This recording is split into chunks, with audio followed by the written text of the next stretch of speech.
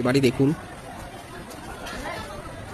জামা কাপড়ের হোলসেল মার্কেটে এসে পড়েছি, পাইকারি বাজারও বলতে পারেন।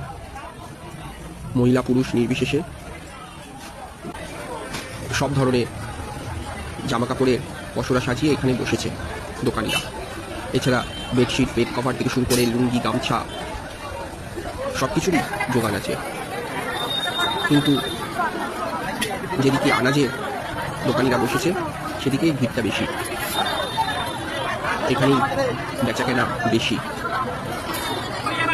আর একটা কারণও আছে অবশ্য, এলাকার মানুষ বা দূর দূরান্ত থেকে যারা এসেছেন এই হাটে বাজার করতে, তারা সপ্তাহে একদিনই সারা সপ্তাহে বাজার করে নিয়ে যান এখান থেকে, তাই হয়তো এদিকে ভিড়টা একটু বেশি।